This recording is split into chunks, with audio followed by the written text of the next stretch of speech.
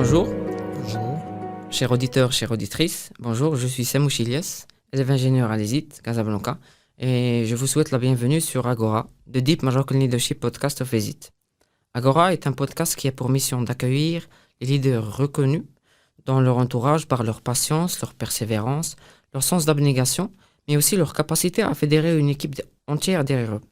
Nous nous engageons, nous, équipe Agora, à vous décortiquer ces profils pour vous révéler leurs sources de motivation et leurs secrets du succès. Nous avons l'honneur de compter parmi nous aujourd'hui M. Saad Becha.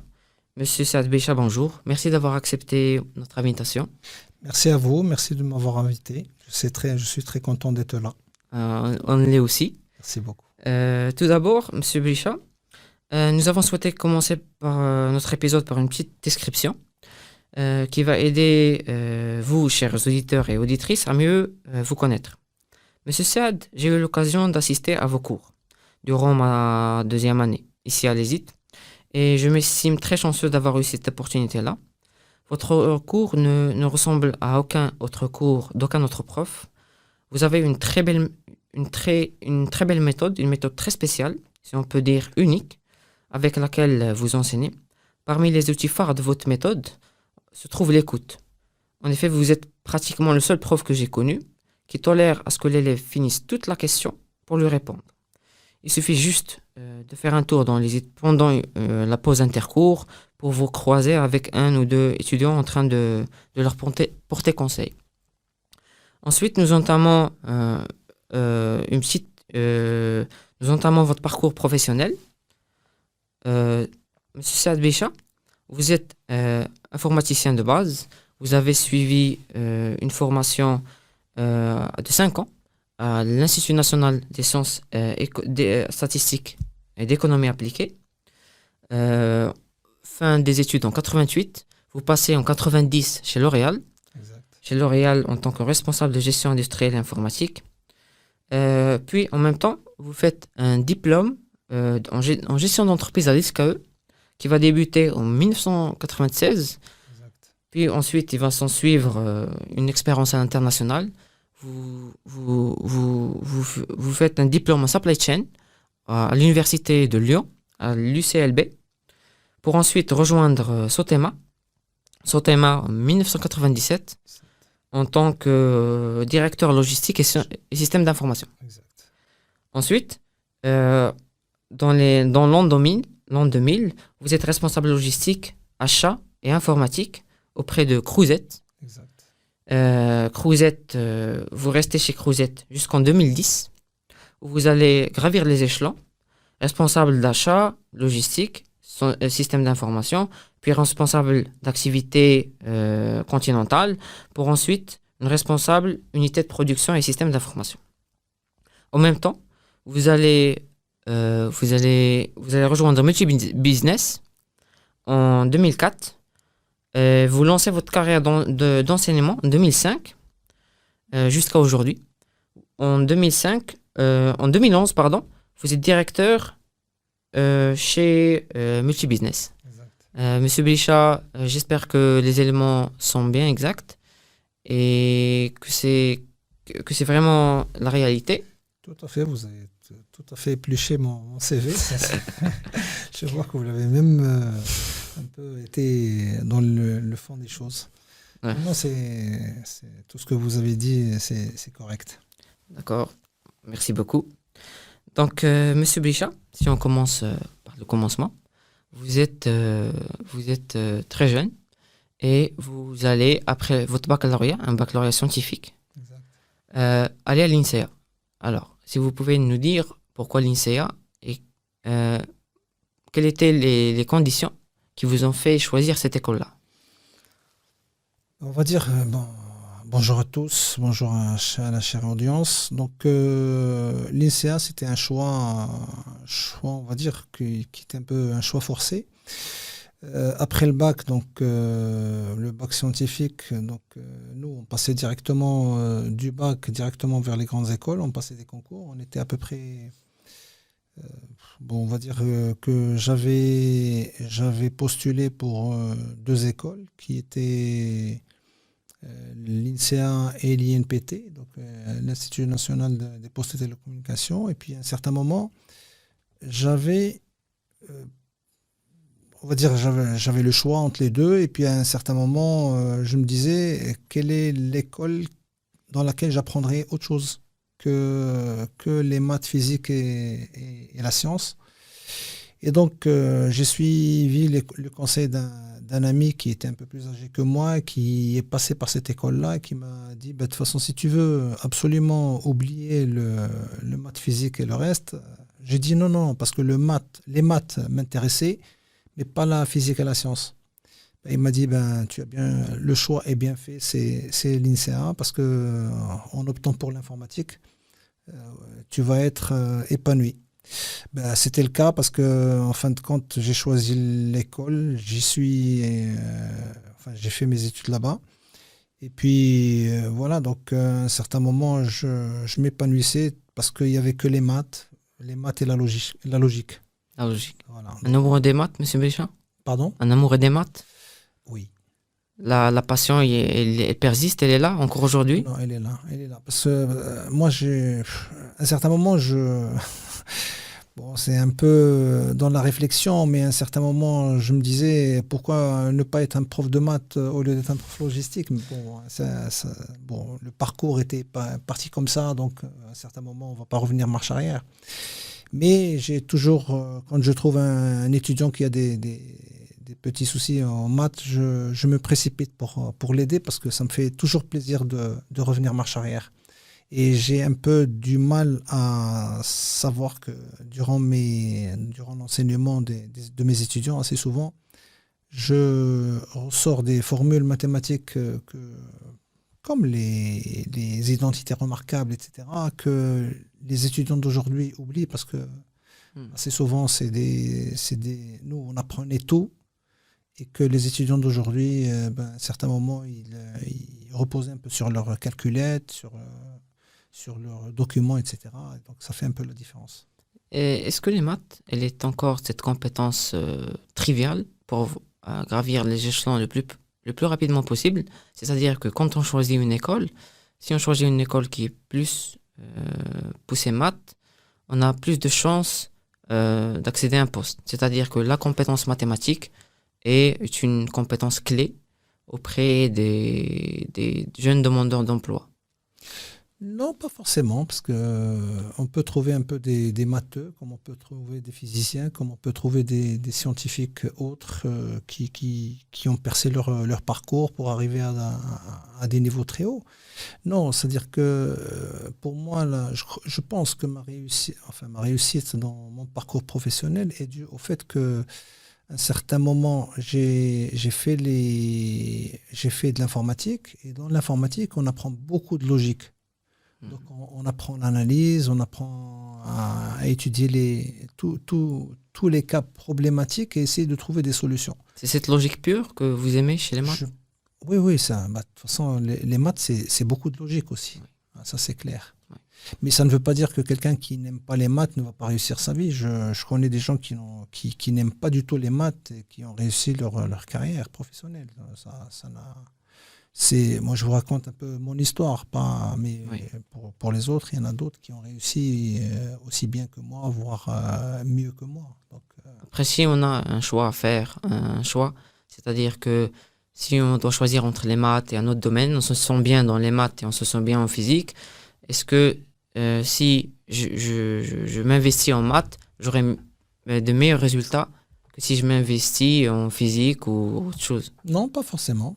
J'ai mes deux filles, par exemple, elles ont réussi dans la partie scientifique. Donc, c'est-à-dire que l'une est médecin et l'autre est biologiste. Donc, grosso modo, ils ont réussi dans la science plutôt que dans les maths. Ouais. Sachant qu'elles aiment les maths aussi, mais elles ont réussi dans la partie scientifique. À chacun son domaine. Chaque domaine est indispensable. Il suffit d'aimer ce qu'on fait, tout simplement. Merci beaucoup. Parfait, M. Béchat. Donc, M. Béchat, il y a particulièrement 2 années creuses qui sont situées entre l'INSEA et votre entrée à L'Oréal. On n'a pas su dénicher ce qui s'est bien se passer entre ces 2 années. Si vous pouvez nous éclaircir. Ouais, donc vous avez épluché un peu le tout. Non, non, c'est pas des années obscures. C'est tout simplement que j'ai quitté l'INSEA en 88. J'ai intégré directement. J'ai fini mes études en 88, juin 88, et j'ai rejoint l'Institut Pasteur en tant que responsable informatique en août. Donc de août jusqu'à, je crois, mai ou juin de 89. Je suis resté à l'Institut Pasteur. Le problème qui se passait, c'est que c'était ma première expérience et que j'avais pas trop aimé la manière de gestion de certains managers à l'intérieur de l'Institut. Allah yarhamhum, de toute façon, parce que je sais que certains sont décédés. Mais j'ai quitté cette entreprise, on va dire. J'ai quitté l'Institut pour aller dans une entreprise de S2I, donc une société de conseil informatique, dans laquelle j'ai été pendant 1 année et demie à peu près en tant que chef de projet informatique dans une banque de la place. C'était une expérience assez intéressante aussi parce que on m'a mis chef de projet à l'âge de 23 ans, sachant que j'avais 9 personnes à gérer, dont le plus jeune avait 35 ans. Donc, imaginez-vous un peu le calvaire. Oui. Et donc, voilà. Donc, mais je dirais que c'est une expérience qui m'a appris beaucoup de choses parce que j'ai appris que... Par exemple, M. Bichat. Oui, c'est-à-dire que gérer du personnel assez âgé qui a ses habitudes, c'est pas la même chose que de se gérer soi-même ou de gérer des étudiants aujourd'hui. Aujourd'hui, j'ai avancé dans l'âge, j'ai à peu près 58 ans, et 58 ans pour gérer des étudiants, c'est pas très difficile. Maintenant, l'inverse. Être à l'âge de 23 ans et gérer des hommes de 35, 40, 45, 52, etc. Ouais. Et j'étais chef de projet et j'avais 9 techniciens sous ma responsabilité. Comment, si vous permettez, M. Bichat, comment est-ce que on peut fédérer une équipe? Comment est-ce qu'on peut la motiver? Comment est-ce qu'on peut la souder? Je dirais que dans le management, je crois qu'il y a 2 manières de faire. Soit on est compétent et à travers la compétence, les gens reviennent vers vous pour vous demander conseil. Et dans ce cas-là, ils se soumettent à vous.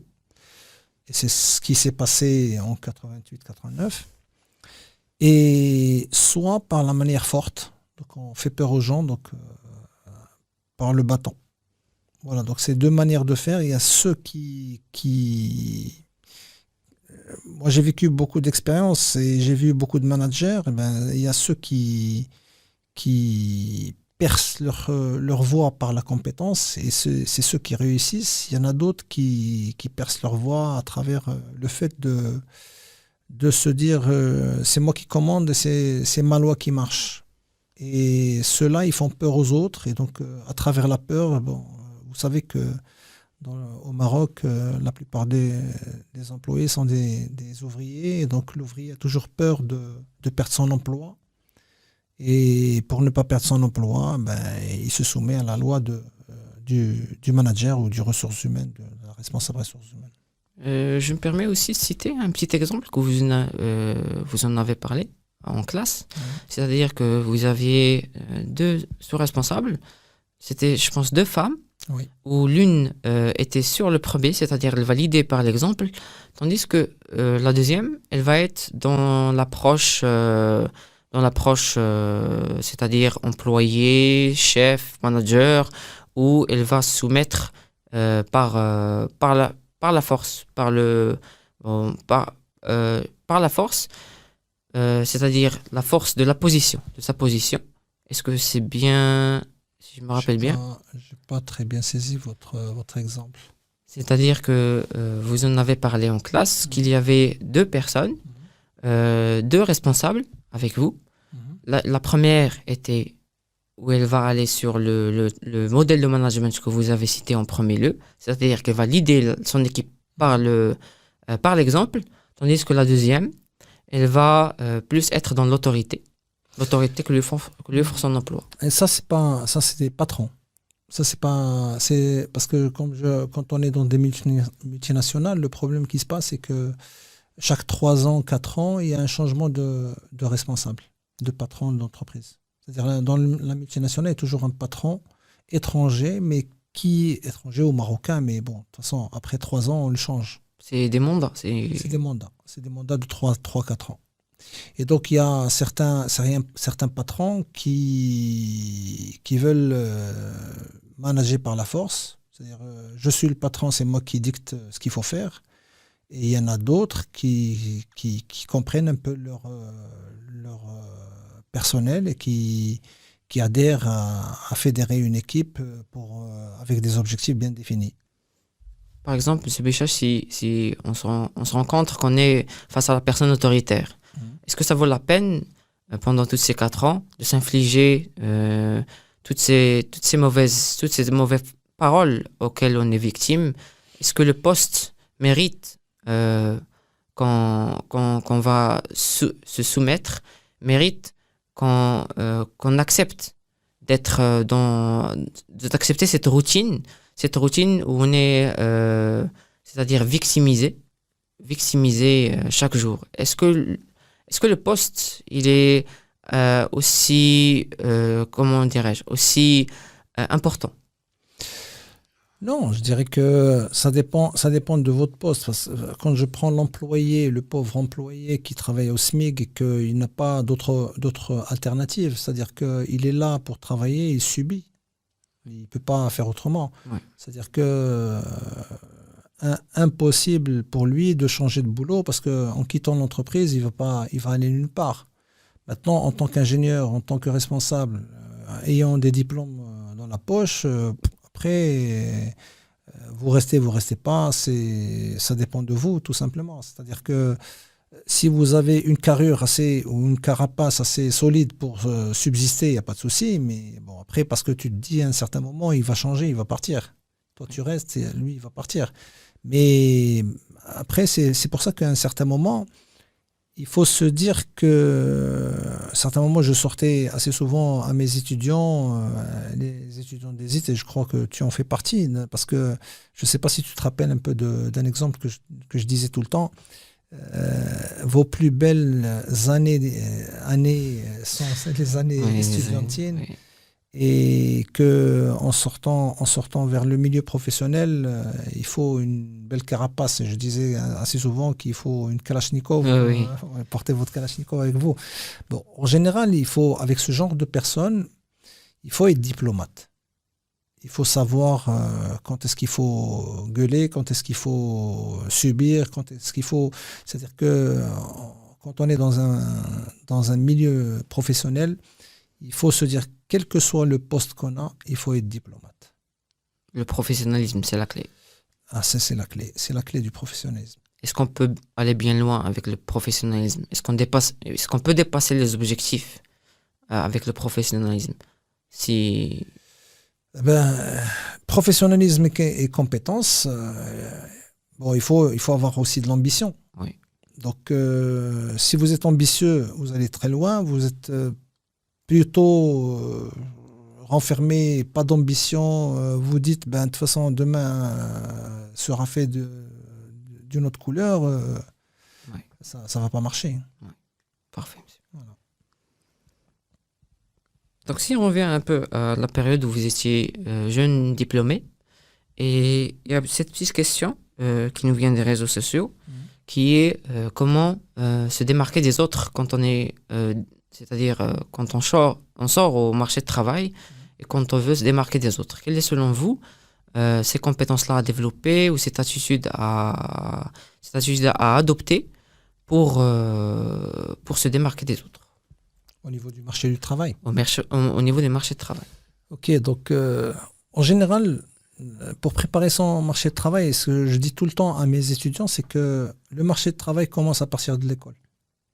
C'est-à-dire que au moment où vous allez dans des entreprises pour faire des stages, vous avez les stages de première année, deuxième année, troisième année, etc. Donc ça dépend du parcours que les étudiants soient licenciés ou soient ingénieurs, de toute façon, vous avez des parcours un peu différents, mais quel que soit le cas, vous avez minimum 3 stages que vous passez.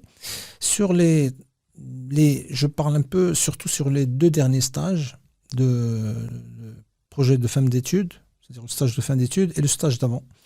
Ben, en général, assez souvent, on trouve des étudiants qui partent en stage et l'année suivante, ils ne trouvent pas de stage. Et ils sont en train de chercher des stages.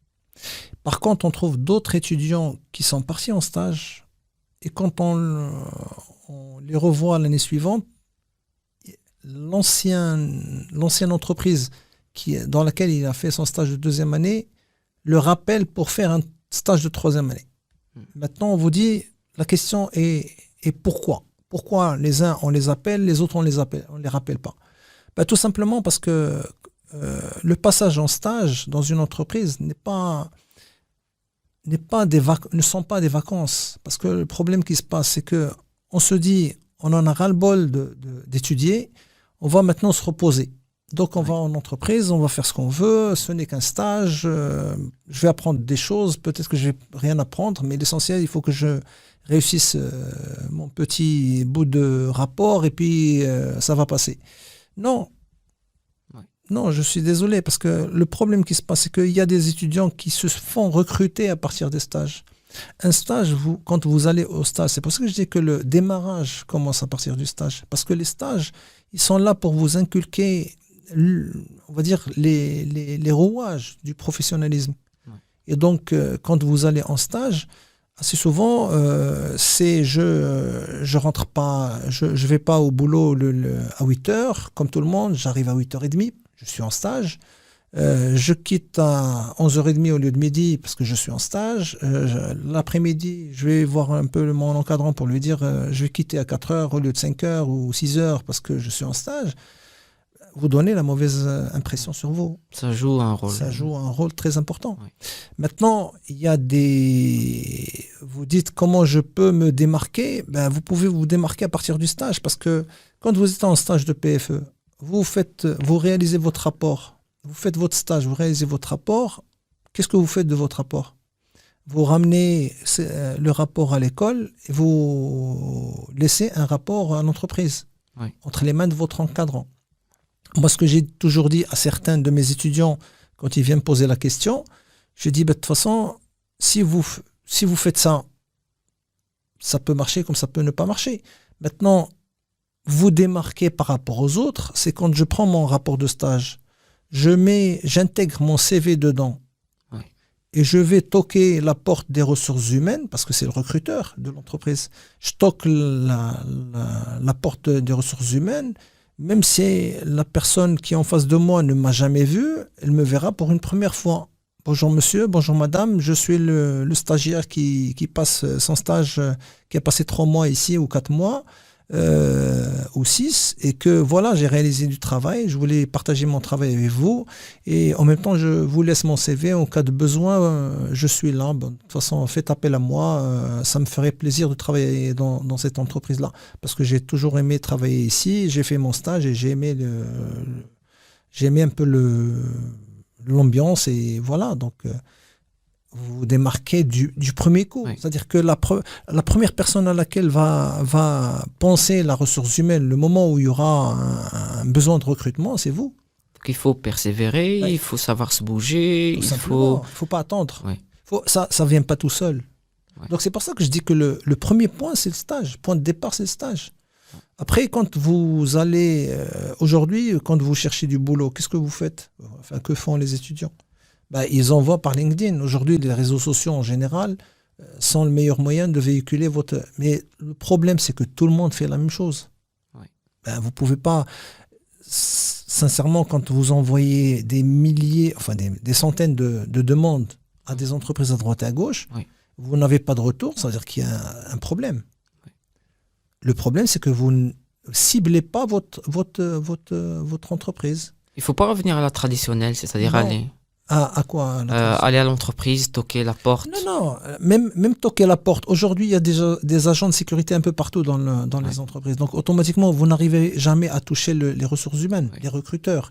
Donc, moi, ce que j'ai dit à certains étudiants aussi, il faut aller à l'ancienne, peut-être. C'est-à-dire que quand vous prenez, par exemple, vous prenez votre CV, une lettre de motivation, vous faites une lettre, vous la postez par la poste, en lettre recommandée à l'attention du directeur des ressources humaines, ben vous êtes sûr que la lettre va arriver entre les mains des ressources humaines. Vous vous démarquez par rapport aux autres. Tout le monde envoie ou dépose chez l'agent de sécurité et vous faites autrement. Donc vous vous démarquez. Deuxième démarque. Autre chose, quand vous voulez chercher du travail, vous ciblez l'entreprise dans laquelle vous voulez travailler. Parce que en envoyant à droite et à gauche, vous vous perdez. Il faut cibler. Et quand on cible, il faut suivre. C'est là, vous l'avez dit tout à l'heure, c'est la persévérance. Il faut persévérer. J'appelle, je cherche, je trouve un moyen d'intégrer l'entreprise, ne serait-ce que par téléphone. J'appelle, je vois, est-ce que vous avez reçu ma demande? Oui, je peux avoir ne cherchez pas tout le temps la ressource humaine parce qu'elle vous recevra pas. En général, elle vous recevra pas, mais vous passez par l'aspect technique. Vous êtes des techniciens, vous passez par l'aspect technique. Donc, vous voulez travailler en achat, vous demandez le responsable des achats. Bonjour monsieur, je me présente, voilà, j'ai postulé pour un poste, etc. Comment je peux venir vous voir et vous y allez, vous convainquez, vous essayez de convaincre pour essayer de dénicher un poste. Ça ne veut pas dire que vous allez trouver le poste, mais ça veut dire que vous avez fait quelque chose. C'est une bonne impression. Voilà. Si jamais une offre s'offre demain, vous aurez bien évidemment... Vous vous êtes démarqué. Oui. Voilà, c'est tout. Monsieur Belisha, si ce caractère-là adopté pendant les stages, vous l'avez fait vous aussi auparavant. Oui. Alors, est-ce que vous, auparavant, est-ce que vous avez eu une personne qui vous a dit ça? Malheureusement, non. Malheureusement, durant notre parcours, j'avais que mon père, l'Arhamo, qui me suivait un peu de près. Mais mon père, c'est à l'ancienne, on va dire. C'est comme aujourd'hui. Moi, avec vous, moi, je raisonne à l'ancienne un peu par rapport à vous. Parce qu'aujourd'hui, vous êtes trop impliqué dans les réseaux sociaux, chose que moi, je ne fais pas trop. Mais bon, c'est pas que j'y crois pas. Je sais qu'aujourd'hui, c'est la technologie, c'est la norme, on va dire. Mais non, malheureusement, j'ai pas. C'est pour ça que je saisis tout le temps les occasions qui s'ouvrent devant moi et avec mes étudiants pour leur donner des conseils. Parce que nous, on nous faisait que nous enseigner. On rentre. D'ailleurs, si vous l'avez remarqué, je ne commence jamais mon cours en projetant des slides. Jamais. La première des choses, c'est un brainstorming pour tout le monde, pour essayer de voir un peu quel est le niveau de la classe. D'ailleurs, on l'a dit tout à l'heure, c'est que quand j'ai eu la chance d'étudier dans vos rangs, c'est-à-dire que vous êtes pratiquement le seul prof qui donne la parole à tous les élèves qui ont une question et ne va jamais dire à l'élève, bon, ce que tu dis est faux, je vais te dire ce qui est vrai. Non, vous laissez finir l'élève, vous êtes à l'écoute de l'élève et vous attendez qu'il va venir révéler sa vraie idée. C'est clair, mais de toute façon, derrière chaque étudiant, il y a des informations. Parce que quand je lance le brainstorming et je dis à tous mes étudiants, qu'est-ce que vous savez sur les achats? Je prends l'exemple le cours des achats. Qu'est-ce que vous savez sur les achats? Automatiquement, chacun va me répondre à sa manière. La seule chose qui fait foi, c'est dire aux étudiants, il n'y a pas de mauvaise réponse. C'est-à-dire qu'on n'est pas là pour... je suis pas là pour... je vais vous corriger, mais pas directement. Je laisse libre recours aux étudiants de m'exprimer ce qu'ils savent et je corrige au fur et à mesure sans Je corrige, mais je corrige pas sur le tout de suite. C'est-à-dire parce que si je corrige, ça veut dire on va savoir qui a dit et s'il avait faux ou juste. Ouais. Donc il faut laisser jusqu'à la fin. Ben, je recense les informations. Après, on commence à parler de l'information que j'ai reçue. Après, qui l'a dit, je m'en fous. Parce que qui l'a dit, il se reconnaîtra. Ouais. Après, il se corrigera au fur et à mesure que j'explique un peu la démarche. C'est Parfait. voilà, donc. Monsieur Bichat, comment avez-vous décroché votre premier emploi? Le premier, c'était mon père qui m'avait appelé en me disant il y a un emploi, on demande quelqu'un, est-ce que tu es intéressé? J'étais en congé d'ailleurs, et puis j'ai arrêté mon congé pour aller intégrer l'Institut Pasteur. Après c'était des CV que j'envoyais à des entreprises.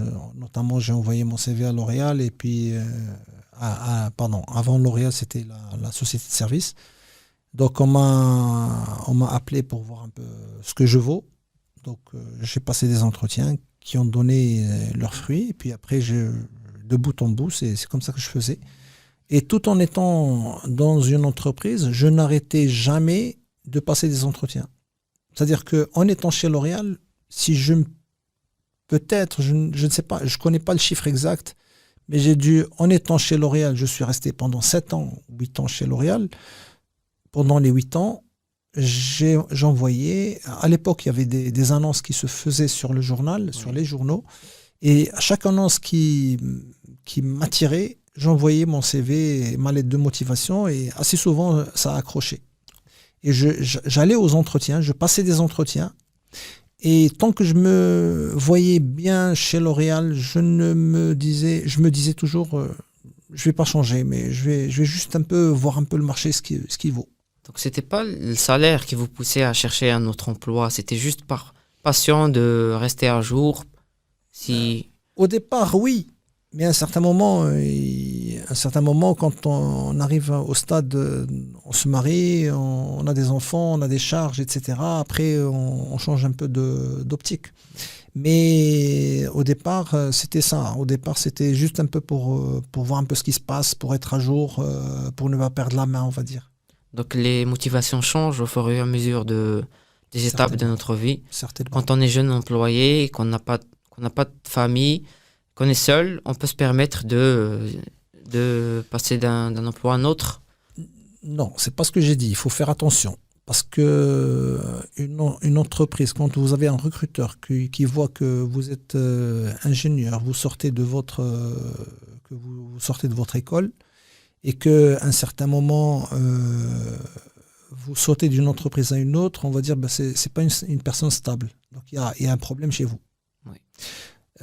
Moi, je préconise que quand vous rentrez dans une entreprise, la première fois, vous pouvez faire l'erreur. Comme ce qui s'est passé avec moi, avec Pasteur, je peux faire l'erreur. L'erreur est admise la première fois, mais pas une deuxième, une troisième, une quatrième fois. C'est-à-dire que je rentre dans une entreprise, il se peut que ça ne me plaise pas, que je parte au bout de 6 mois, 5 mois, 6 mois, 7 mois. Mais après, il faut au minimum rester dans une entreprise au moins 1 année et demie, 2 ans. Le professionnel, M. Bichat, n'a pas suffi à l'Institut Pasteur. Le professionnel, c'est-à-dire même après avoir rencontré des managers autoritaires qui sont déplaisants, est-ce que juste faire ce qu'on a à faire et faire notre tâche, enlever le sentimental, n'a pas suffi pour que vous restiez à Pasteur, chez Pasteur? Là, Pasteur, c'était une expérience assez un peu particulière, parce que il y avait un patron de Pasteur qui était qui était militaire à l'époque, et il était diplômé et tout, c'était un pharmacien. Et son problème, c'est qu'il souhaitait gérer l'institut tel une caserne?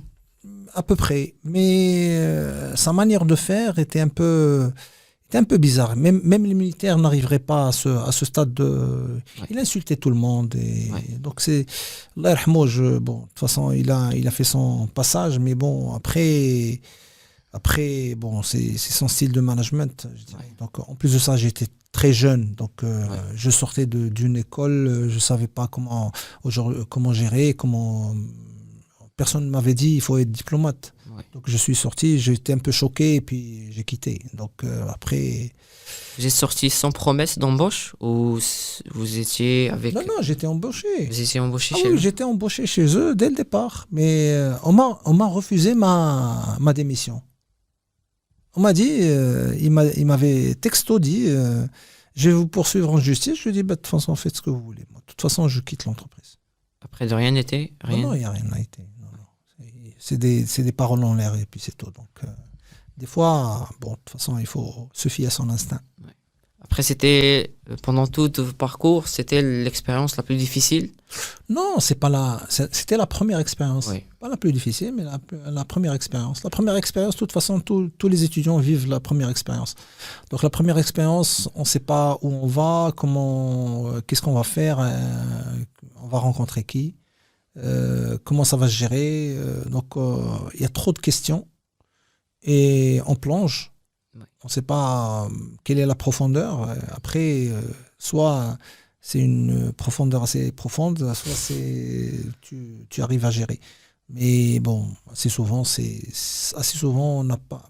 J'ai pas de statistiques, mais je sais que le premier embauche, en général, ça dépasse pas les 12 mois.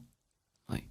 Chez à peu près les étudiants que j'ai rencontrés après, que j'avais enseigné, j'ai rencontrés par la suite, assez souvent, on me dit, ben, j'ai passé 6 mois, 8 mois, 10 mois et j'ai quitté. Donc, à nos étudiants qui nous écoutent aujourd'hui, l'important après avoir eu le diplôme, ce n'est pas le salaire, mais c'est plutôt la formation que vous allez avoir chez l'entreprise.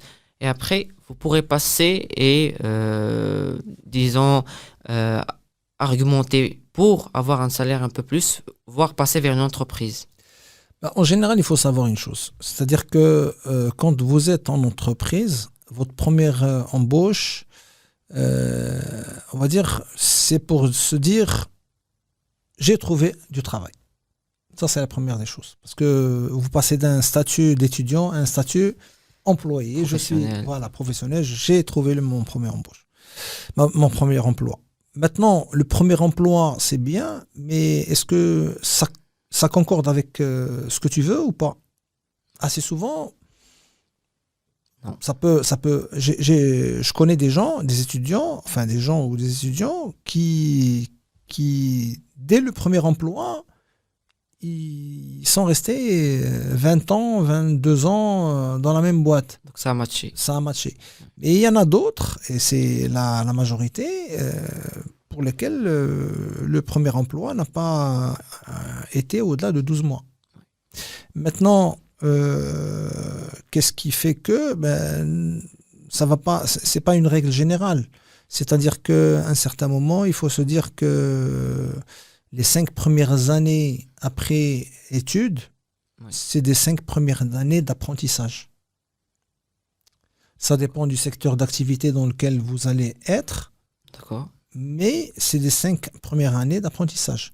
Et vous avez le droit à 2-3 entreprises, pas plus.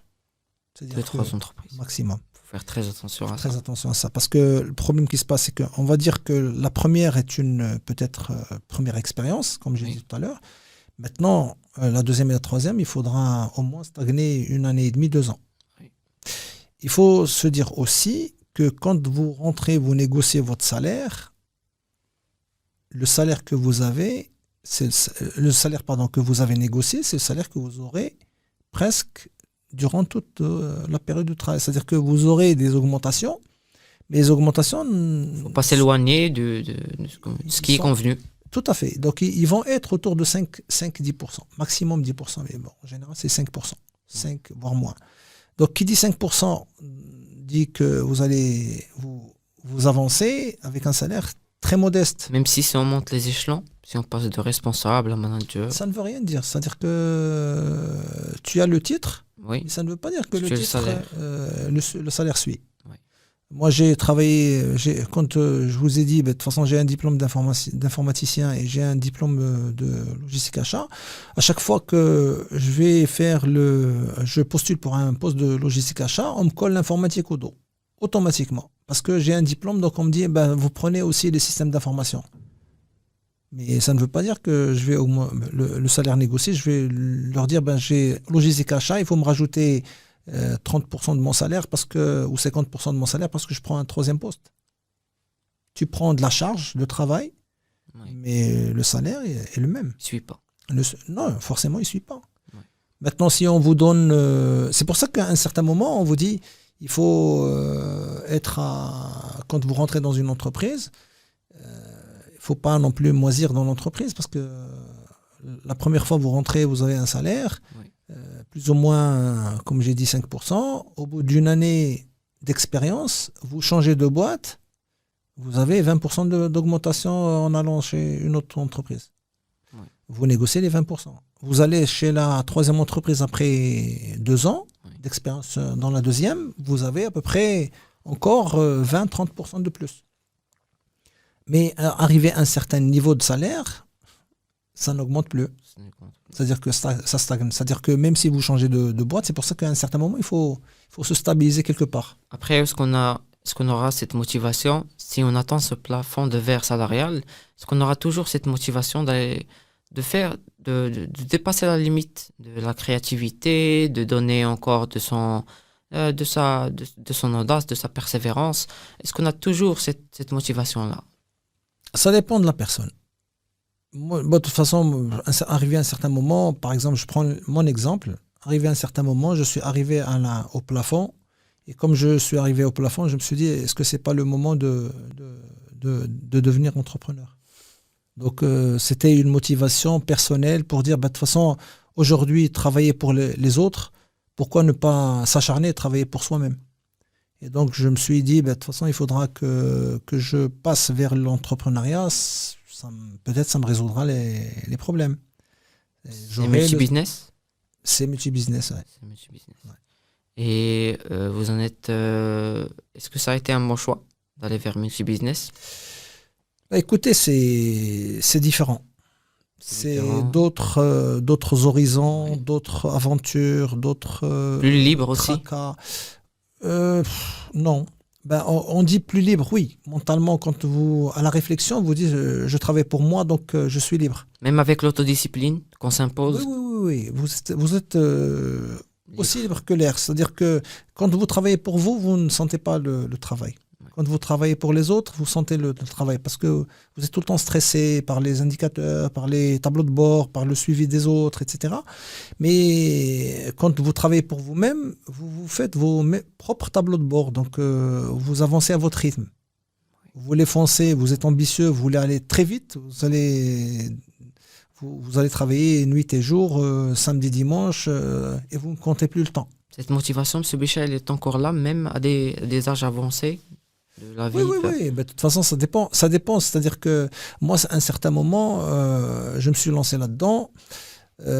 Ça m'a permis un peu de réaliser des objectifs que je voulais atteindre. J'ai prouvé à moi-même que je pouvais être entrepreneur et réussir. Et par contre, le problème qui se passe, c'est que quand vous êtes entrepreneur, vous êtes esclave de vous-même. C'est-à-dire, à un certain moment, il n'y a plus de temps pour vous et pour votre famille. C'est-à-dire que vous êtes tout le temps à cheval sur votre business. Et donc, grosso modo, après, il faut qu'il y ait derrière vous quelqu'un qui vous supporte, en l'occurrence votre femme, votre famille, etc. Donc, si vous êtes là et que vous êtes à l'écart, vous faites votre travail, votre business, c'est ce qui se passe aujourd'hui. Ce que je remarque un peu chez certains étudiants, c'est qu'ils ont tout, mais ils n'ont rien. C'est-à-dire que leurs parents sont en train de bosser comme des dingues, et puis eux, ils sont livrés à eux-mêmes. Des étudiants qui viennent en Mercedes, qui viennent en voiture de luxe, etc. C'est-à-dire qu'ils ont ce qu'ils veulent. Donc, et cette notion auquel j'ai souhaité y revenir, c'est la notion de famille, emploi. C'est-à-dire, est-ce qu'on peut trouver un juste équilibre entre les deux? Trouver un emploi qui va nous assurer un salaire assez haut et être là pour sa famille, pour ses enfants, pour sa conjointe? Ben, disons que c'est un peu difficile. Bon, je vais raconter un peu mon parcours, parce que mon parcours, je le connais par cœur. C'était un peu difficile parce que je suis passé par des expériences où je ne voyais pas ma femme, je ne voyais pas mes filles. On va dire que je travaillais nuit et jour pour les comptes d'autrui, c'est-à-dire que je travaillais en multinationale ou en national d'ailleurs, et que je rentrais de 8 heures du matin jusqu'à 22 heures. C'était chez Une partie chez L'Oréal, une partie chez Sotema et en début de carrière, partie de carrière chez chez Crouzet. Crouzet. Donc, grosso modo, bon, je bossais comme un dingue. Ben, j'étais encore jeune aussi, donc ça me permettait un peu j'étais très ambitieux. Et à ce moment-là, donc, on va dire que ma femme était dans le public. Donc, je me disais, ben, de toute façon, elle a du temps. Moi, je peux bosser, elle peut s'occuper des enfants. Et puis, à un certain moment, j'ai roulé comme ça pendant des années, jusqu'à un certain moment où je me suis aperçu que je suis en train de Perdre.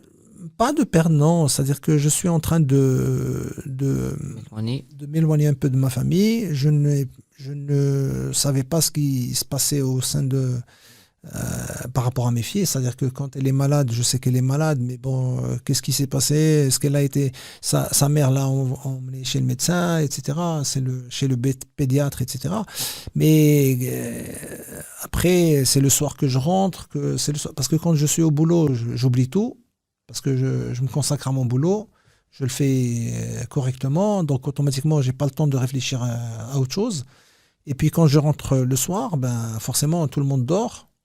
Et donc, automatiquement, je vais voir un peu mes filles, les embrasser, les toucher pour savoir s'il y a de la fièvre ou pas, etc. Mais à un certain moment, ça a duré assez longtemps. Jusqu'à un jour où j'ai décidé d'arrêter. Parce que Chez Crouzet.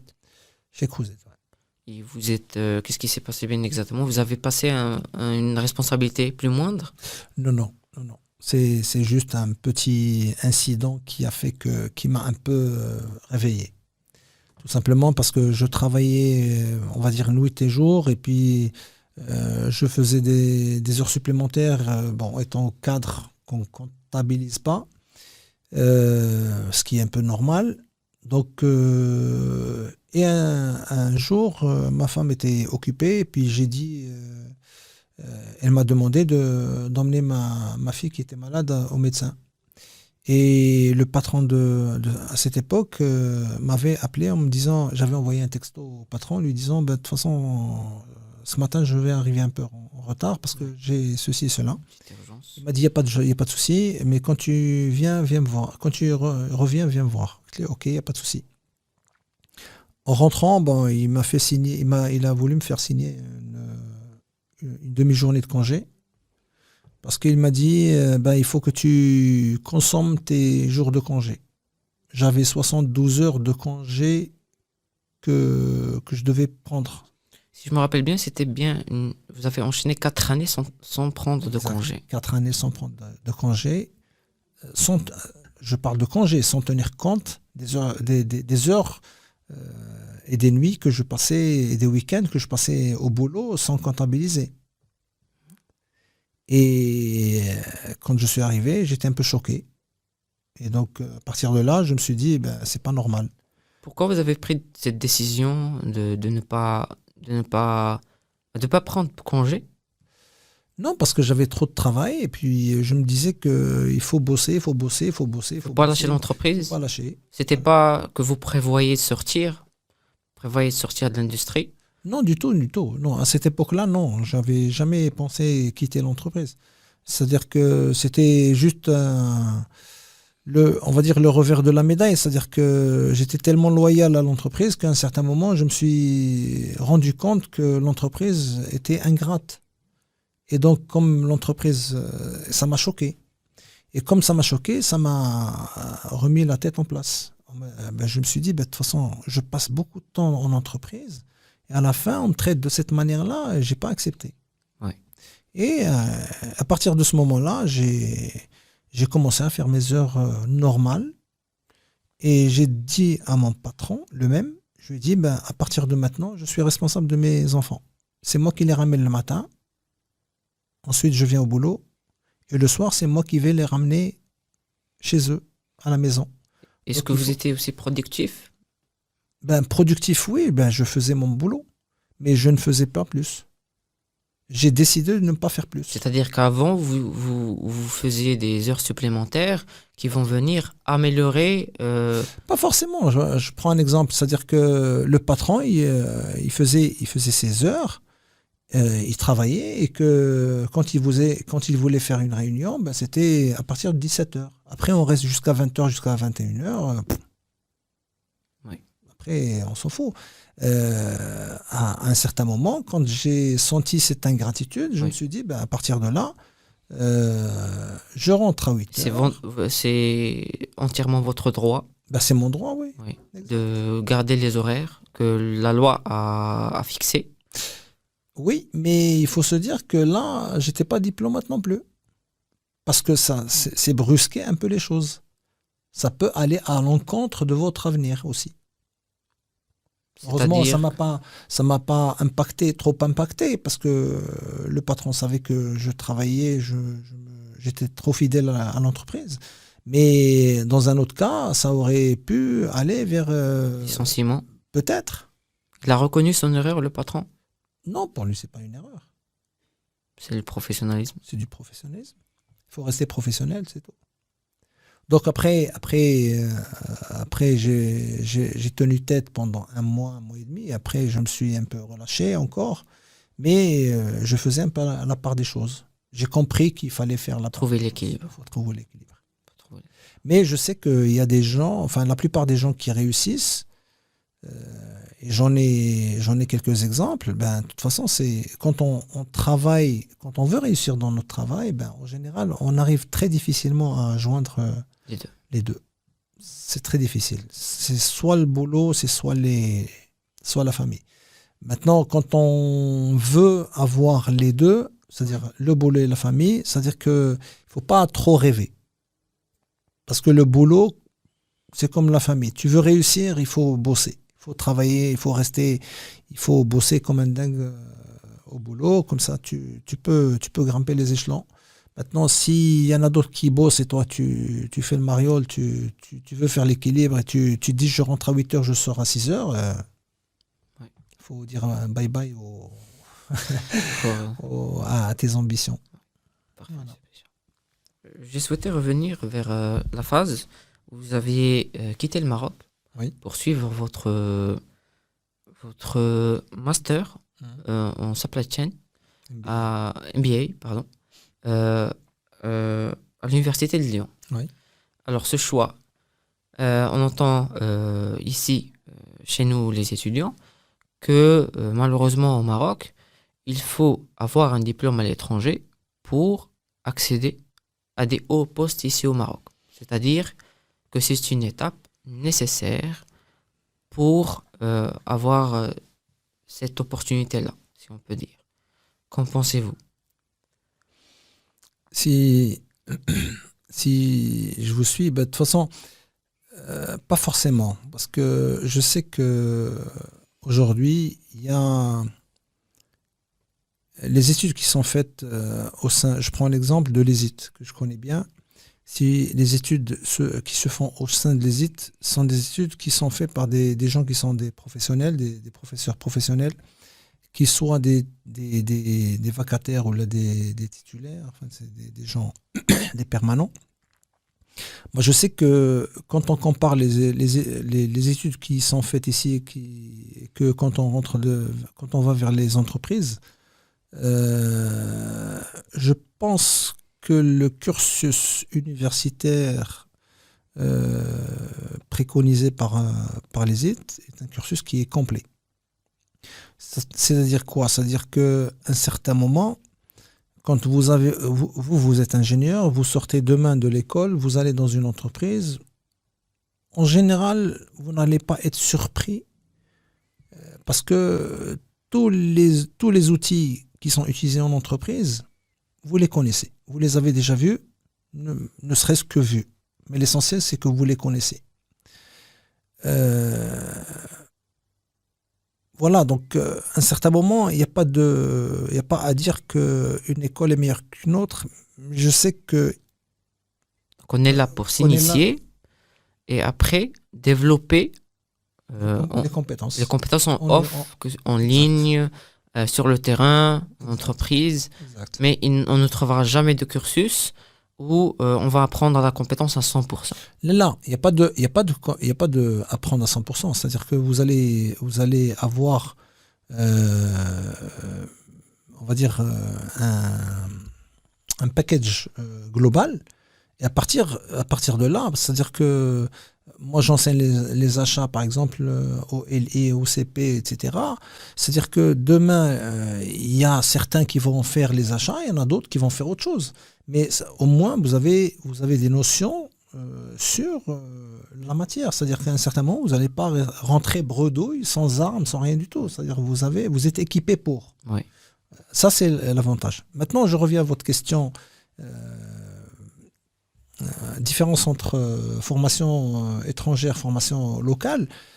La formation locale n'a rien à envier à la formation étrangère. Le problème qui se passe, c'est que c'est une question de mentalité des gens qui recrutent en entreprise. C'est un préjugement. Voilà, c'est un préjugement. Il y a beaucoup d'étudiants qui ont étudié dans le cursus marocain et qui sont allés en Europe, notamment en France par exemple, et qui ont majoré. Oui. Et notamment des gens qui sont issus de l'ESIT, par exemple. Oui. Moi, j'en connais une dizaine qui sont partis faire leurs études en France après leur licence ou leur diplôme de master ou d'ingénieur. Et puis, au moment où ils étudiaient, ils étaient majors de leur promotion. Ça veut dire quoi ? Ça ne vient pas de nulle part. Ça vient du fait qu'ils ont tout vu. On me dit assez souvent, mais on a tout vu à l'ESIT. Donc, on ne fait que répéter ce qu'on a vu ailleurs. Ouais. Donc, tout simplement, ça veut dire que les études sont équivalentes. Maintenant, le problème est dans la tête des recruteurs, pas dans le cursus. Donc, le problème existe bien réellement. Oui, en tête de recruteurs, je oui, le redis. Pas dans le contenu de la formation. Oui. Donc, d'accord. Voilà. Alors, quitter le Maroc, oui, et vous y revenez très rapidement. Alors, pourquoi ? Moi, je suis très famille. Donc, j'étais un peu attaché à ma famille. Donc, à un certain moment, j'étais parti là-bas. Donc, j'ai fait juste mes études. J'ai travaillé quand même une année et demie sur place. Que je mentionne pas trop dans mes CV parce que bon, j'estime que c'est pas important. Tout simplement parce que quand je suis parti là-bas, quand j'ai travaillé là-bas, j'ai travaillé en tant que responsable logistique aussi. Les gens là-bas sont... Bon, je vais pas critiquer, mais bon, là-bas, d'abord, il y a du racisme, ça c'est la première des choses. Du racisme qui n'est pas visible, qui est invisible. Et le deuxième point, c'est que il y a une différence, c'est que les gens ils sont responsabilisés du bas de l'échelle jusqu'au haut de l'échelle. C'est-à-dire que en tant que responsable, quand je rentre dans le département et que chacun fait son boulot, en général, tu n'as pas à répéter la chose. C'est-à-dire que tu n'as pas à faire le gendarme au sein de ton département. Contrairement à quand tu arrives ici. Quand tu arrives ici, de toute façon, il faut toujours dire et répéter, répéter, et à savoir si ça va être fait. Donc, la mentalité change. Donc, c'est ça la différence, c'est que la mentalité change. Mais le pourquoi de revenir au Maroc, c'est tout simplement parce que je suis rattaché à la famille et puis j'aime bien mon pays. Quand je suis en dehors du pays, c'est comme le poisson en dehors de l'eau. Donc, ça ne me plaît pas trop. Oui. J'ai hâte de revenir. Même quand je pars en congé, je pars, le dernier congé que j'ai quitté le Maroc, avant la Covid, je suis parti 3 semaines. Au bout de la 2e semaine, j'ai voulu changer mon billet pour revenir. Ça y est, Cet amour de la patrie. Ah ben oui, ben bien sûr. Ben, Oui, je suis indispensable. je suis très nationaliste. D'ailleurs, c'est quand je travaillais au niveau des achats, j'ai toujours milité pour avoir des entreprises. Même si je travaillais dans des multinationales, j'ai toujours milité pour chercher des entreprises fournisseurs marocains. J'ai fait les mains et les pieds pour. Peut-être que ça viendra dans vos questions, mais bon, j'en parle un peu. C'est que je peux vous dire qu'à un certain moment, quand je suis rentré à Crozet, notamment, j'ai trouvé qu'il y avait à peu près 95% des achats hors production qui étaient faits à Au Maroc. l'étranger, hors Maroc.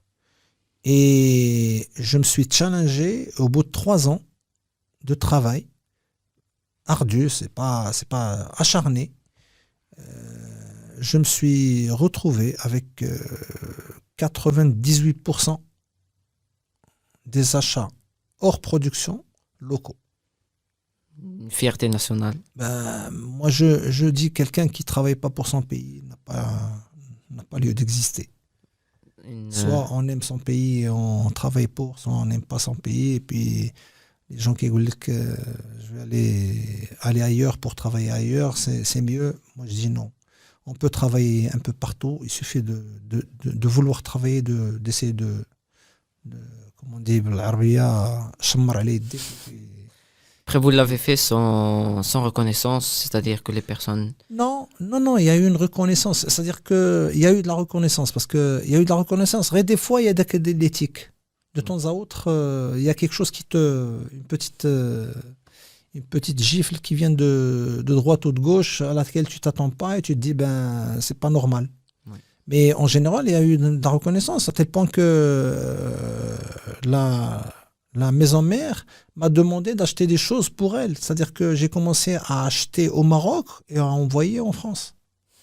C'est-à-dire que Ça avait carrément bouleversé j'ai bouleversé le système d'approvisionnement Exact. J'ai à chamboulé l'échelle au Maroc. Et donc, ça ne veut pas dire qu'il n'y a pas de reconnaissance. Quand on vous demande carrément d'inverser le schmilblick, ben forcément, c'est une reconnaissance. Ouais. Et si vous me le permettez, est-ce que on peut être assez épanoui, est-ce qu'on peut apprendre de son travail, c'est-à-dire continuer notre apprentissage en entreprise au Maroc?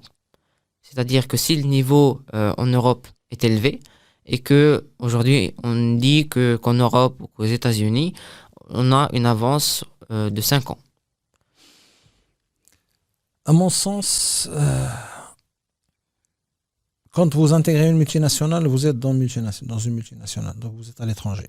Vous êtes en contact avec, pas géographiquement, mais vous êtes... Pas géographiquement, mais vous imprégnez des méthodes utilisées ailleurs. Ouais. Donc, grosso modo, soit vous les prenez et vous les inculquez et ça devient votre manière de faire, soit vous les inculquez pas et vous faites à votre manière. Donc, ça dépend de vous.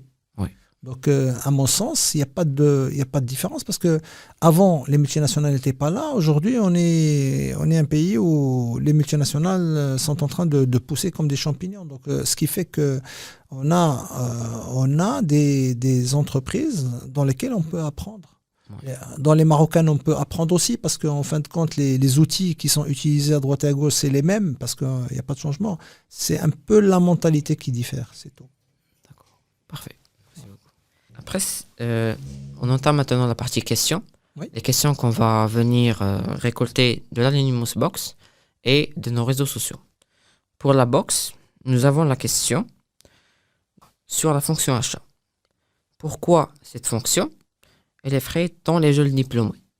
Pourquoi, par expérience, moi, j'ai pas vraiment assuré dans votre examen de l'année dernière, dans le module d'achat. Je sais vraiment pas pourquoi. J'ai beau préparer, mais surprise, 11. Alors, je me suis toujours demandé, est-ce qu'il y a quelque chose de pas clair, quelque chose que seul une chose bien précise qu'on veut dans un acheteur, quelque chose qui n'est pas acquise, mais plutôt innée dans ces personnes-là?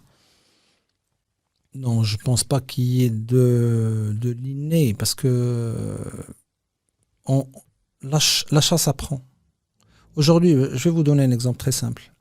Aujourd'hui, il y a des multinationales qui sont en train de prendre des techniciens, des ingénieurs techniciens en automobile, en aéronautique, en électronique, etc., et qui les forment en acheteurs plutôt que l'inverse.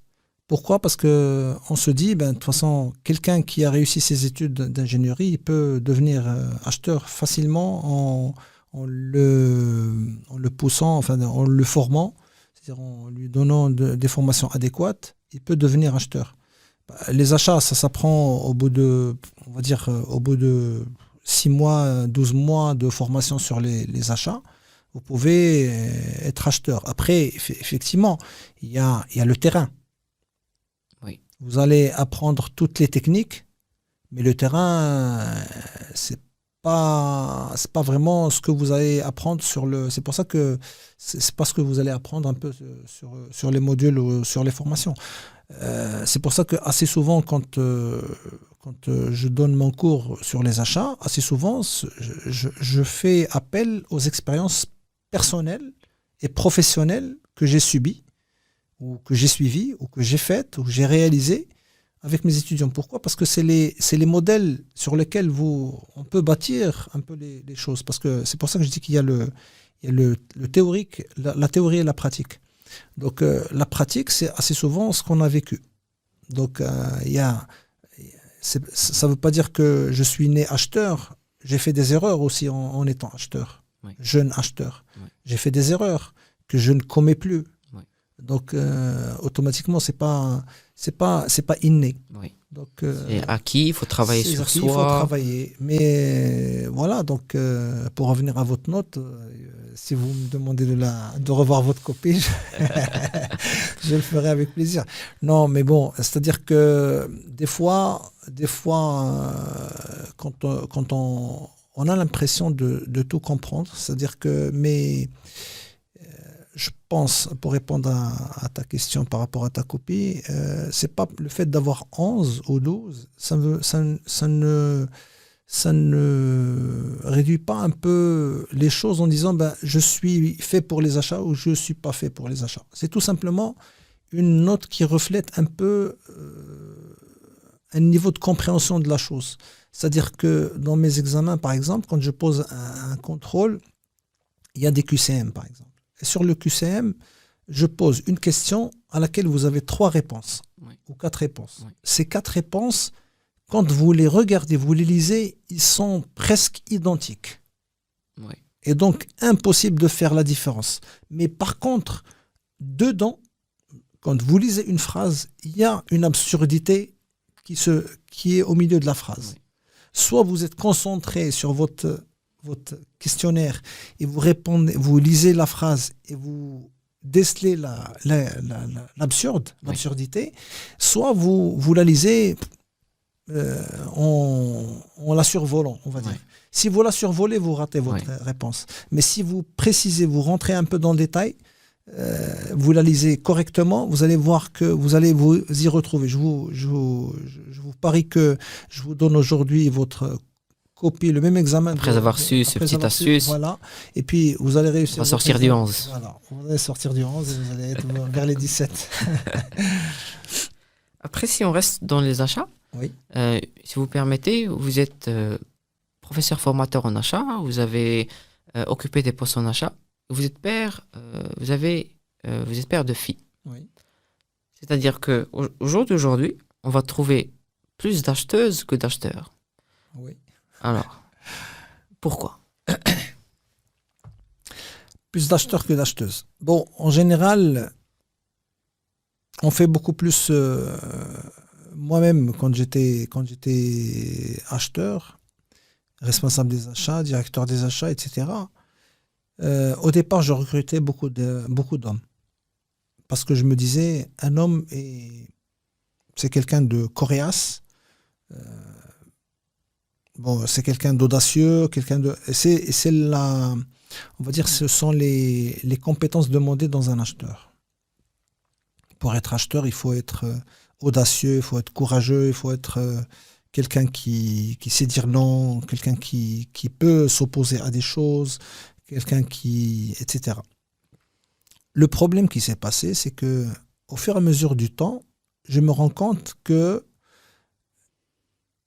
les hommes que je recrute, c'est des jeunes. Ces jeunes, ils sont ambitieux aussi. Oui. On est dans une culture, on va dire, patriarcale. Oui. Qui dit culture patriarcale dit que l'homme doit subvenir aux besoins de sa famille. Oui. Donc, رجال قوامون على النساء. Et donc, c'est à travers la culture, on va dire. Et donc, ce qui va se passer, c'est que on forme des gens, des garçons, enfin des hommes. Je les forme, soit ils sont des acheteurs, soit ils ne sont pas des acheteurs, mais des gens qui ont un diplôme de bac plus 4 ou 5 et que je recrute pour devenir acheteur. Je leur explique un peu comment ça marche, je les forme, etc. Au bout d'une année et demie, ben forcément, ils vous disent mon salaire ne me suffit pas, j'ai trouvé un autre boulot, je pars en tant que responsable achat ou en tant que responsable autre chose. Donc, grosso modo, qu'est-ce qui va se passer? Tu recrutes, ils partent, tu recrutes, ils partent. Quand tu recrutes une fille, tu la recrutes en tant qu'acheteuse. Elle rentre, elle commence, elle est formée, je la forme. En général, quand elle s'épanouit dans son boulot, quand elle sait qu'elle est bien gérée, bien managée, quand elle sait que le boulot est à proximité de son domicile, qu'elle soit mariée ou qu'elle soit pas mariée, importe peu. Parce que si elle est mariée, elle est à côté de son foyer. Si elle n'est pas mariée, c'est à côté de là où habitent ses parents. Et que tout va bien, il ne va jamais vous quitter. Oui. Donc automatiquement, votre formation ne part pas en l'air. Oui. Et donc, quand vous formez, automatiquement, il y a de la fidélité. Les filles ont tendance à accepter, à être plus disciplinées que On va dire les oui. garçons. Ils ont plus tendance à avoir de la patience. La fille, en général, elle cherche de la stabilité. Oui. L'homme, il cherche de l'argent. Du profit. Ouais. C'est pas le profit, c'est-à-dire qu'il cherche à augmenter son revenu. Parce qu'il sait qu'il faut qu'il se marie, il faut qu'il ait des enfants, il faut qu'il ait un foyer, il faut qu'il ceci, que cela. Et comme j'ai dit, donc on est dans une société patriarcale. Après, est-ce que c'est pas mauvais pour la fille, avec son caractère patient, soumis, qu'elle va rester dans sa zone de confort, qu'elle ne va pas se lancer vers de nouvelles aventures? Ouais, de toute façon, ça dépend des filles aussi. Ça dépend d'elle. Ça dépend d'elle. Parce qu'il y a des filles qui sont ambitieuses. Moi, j'en connais qui sont. Moi, je connais. J'ai une amie qui aujourd'hui qui est très ambitieuse et qui aujourd'hui est vice-présidente d'une multinationale. Et elle habite les États-Unis maintenant. Vice-présidente d'un laboratoire pharmaceutique très très connu dans le monde. Donc c'est relatif. C'est relatif. C'est relatif à la personne. Ça dépend de la personne. Donc, j'ai ma femme qui est très ambitieuse aussi, qui a gradé les échelons, on va dire pas facilement, mais dans un milieu d'hommes. Oui. Donc, vu l'ambition, elle a persévéré jusqu'à arriver. Donc c'est relatif. Donc, c'est relatif. Donc, mais d'après mes expériences un peu au niveau des achats et au niveau de la logistique, assez souvent, les filles sont fidèles. C'est-à-dire quand elles trouvent leur zone de confort et que le boulot est convivial et que ça leur convient. S'y attachent et s'y plaisent. Voilà, c'est tout. Donc, elle est fidèle. J'avais, à titre d'exemple, 2 personnes sous ma responsabilité que j'avais recrutées en rentrant à Crozet. Elles y sont toujours. Ça fait maintenant 20 et quelques années. Ouais. Elles y sont toujours. La fidélité en toute sa splendeur. Voilà. Plus que 2 petites questions. Il n'y a pas de souci. La prochaine question est que, Monsieur Bichat, pendant ces périodes-là où vous étiez, nous voyons des réseaux sociaux, pendant ces périodes-là où vous étiez à la fois directeur logistique, achat et SI, comment est-ce que vous avez pu éviter le burn-out? À l'époque, on ne savait pas ce que c'est le burn-out. À l'époque, Charbonné. on bosse, ça Ouais. bosse, et puis c'est tout. Donc, c'est vrai que je n'ai senti le stress et le burn-out qu'à partir, on va dire, du moment où j'ai quitté l'entreprise pour devenir carrément me spécialiser dans le métier de la formation. Et je ne l'ai senti qu'à partir de 2010. Fin 2009, début 2010, j'ai senti, et puis j'ai traîné jusqu'à fin 2010 avant de prendre la décision, parce que je faisais traîner la décision de changer d'un peu de boulot, parce que je me disais il faut trouver un boulot un peu plus où je pourrais m'épanouir plutôt que de subir le stress. Ouais. Voilà, donc le burn-out est arrivé, un certain moment arrivé à l'âge de 45 ans, je crois. Vos méthodes, M. Bichat, pour vous relaxer pendant le week-end, ça va être quoi? Une activité particulière? Non, pour moi, c'est bon. Aujourd'hui, mon activité particulière, c'est faire un peu de marche, écouter de la musique. Grosso modo, ça me relaxe un peu. Du sport? Pas très Pas trop, sportif? pas trop. Non, non, c'est que je faisais beaucoup de sport. Enfin, je faisais du volley, du basket, je jouais au foot comme tous les Marocains, et je fais du ping-pong. Mais bon, ça fait longtemps que j'ai pas joué, donc voilà. Parfait. Une dernière petite question. On Bon. pense qu'on va s'arrêter là. C'est, avez-vous jamais regretté d'avoir quitté l'industrie et d'aller vers l'enseignement? Ah, pas du tout. Pas du tout. Pas du tout, parce que je me sens très bien en formation, en tant que prof, dans l'enseignement, parce que l'industrie est une bonne école, parce que j'ai appris beaucoup de choses, même si j'ai été formé dans plusieurs domaines. Donc, l'industrie a complété ma formation. Et cette formation complétée, je me sens aujourd'hui très heureux de la partager avec mes étudiants. Ouais. Donc, je n'ai jamais regretté, à aucun jour, je n'ai regretté mes choix, que ce soit de changer de boulot ou de changer de métier, et encore moins d'être un enseignant. Ouais. Je suis très content d'être enseignant, et c'est le métier que je crois qui me collera durant toute ma vie jusqu'à la mort. Avez-vous pensé à la retraite? Pensez-vous... Un certain moment, oui. Un certain moment, oui. Donc, c'est ce qui m'a poussé un peu aussi à faire le choix de l'enseignement. Parce que en étant en retraite, la retraite, pour moi, c'est pas d'arrêter de travailler, c'est tout simplement de travailler autrement. Oui. Donc, Vous pensez jamais arrêter, M. Bichat? sincèrement, je ne pense jamais m'arrêter. Vous ne vous y plaisez pas dans qu'un jour votre quotidien soit vide?